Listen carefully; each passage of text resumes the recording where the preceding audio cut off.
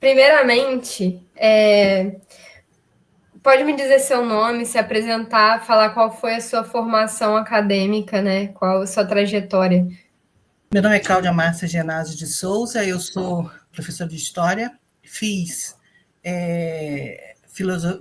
História na Filosofia, depois fiz pós-graduação em História do Brasil na Filosofia, e depois eu fiz mestrado em Ciências da Educação no Paraguai, em Assunção. Dou aula no liceu há 20 e poucos anos, né? Porque esse mês eu me aposentei, né? Mas dei aula no liceu há acho que 25 anos. Quais as relações que você percebia entre as discussões que você fez na graduação sobre a teoria da história e a sua atuação no ensino? É complicado, porque dificilmente você tem recursos para fazer. Eu já fiz coisas que hoje eu não faria, mas fiz. Mas é muito complicado. Por exemplo, eu queria muito levar meus alunos no museu. Então, eu teria que alugar um ônibus. Porque do liceu ao Museu de Campos não é muito longe, mas não teria como. Aí pensamos, alugar um ônibus, não conseguimos, a escola não deu. Depois a gente pensou em pegar um ônibus ali na frente mesmo e ir. Mas aí depois, por exemplo, a gente viu que ônibus nenhum parava para entrar uma turma inteira. E aí acabou que nós fomos a pé, dali até lá. Eu e mais alunos da UF foram comigo, estagiários nossos, foram comigo. Nós levamos 3 turmas lá, fazendo esse percurso. Nós fomos, aí uma professora levou as coisas dos alunos, as bolsas, que aí lá do centro eles iam embora. Mas você tem que tomar algumas medidas assim. A outras a gente já até dá, por exemplo, eu levei meus alunos na Câmara, fizemos aqueles tours, algumas coisas assim. Então, alguma coisa deu para fazer. Mas, por exemplo, o liceu ainda tem uma vantagem, que tem um arquivo histórico e tem aquela casa, aquele casarão que é muito bonito. Então, eu levava meus alunos para contava a história e essas coisas todas. Mas, na prática, muita coisa fica difícil porque não tem como viabilizar. Você deseja, planeja e não consegue. Na prática, não. Ou não tem instrumento, ou não tem. Às vezes você tem como.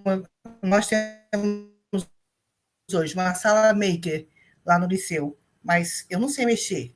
E aí, às vezes, eu planejo todas as minhas aulas com vídeo, com as coisas assim, e, por exemplo, no auditório tem DVD.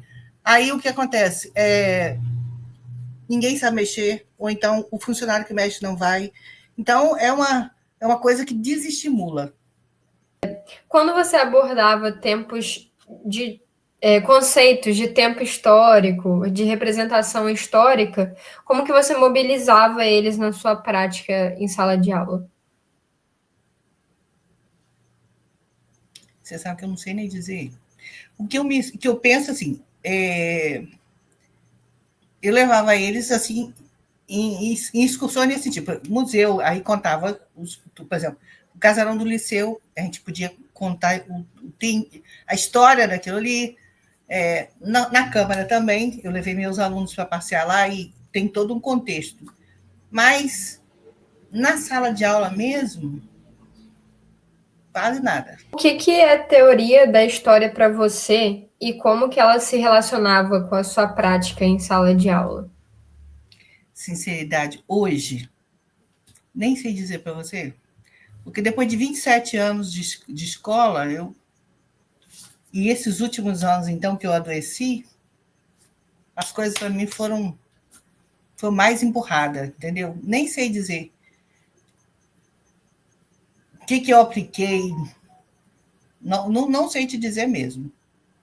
Quais autores que você lembra de ter lido durante a graduação em História, que são do campo teórico, que as ideias seguiam importantes no fazer diário nas escolas? Também não tem problema se não tiver, você pode sinalizar também. Não, eu li alguns, lógico, tive que ler, né? E gostei. Mas quase 30 anos depois, eu, sinceridade, não me lembro. Nenhum. Aliás, Eu lembro algumas coisas, mas não lembro o nome, nem do livro e nem do autor. Do autor, sim. Você acredita que exista um fosso entre a formação universitária em história e a posterior atuação profissional? E sim, você pode elencar os motivos desse distanciamento? Eu não sei como está o ensino de história hoje, porque quando eu fiz filosofia. Então, a base teórica nós não tivemos muita, não. A gente leu algumas coisas, sim, mas um estudo específico de base teórica nós não tivemos. Pelo menos eu.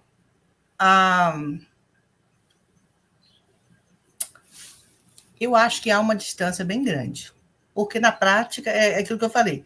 Você até estuda alguma coisa.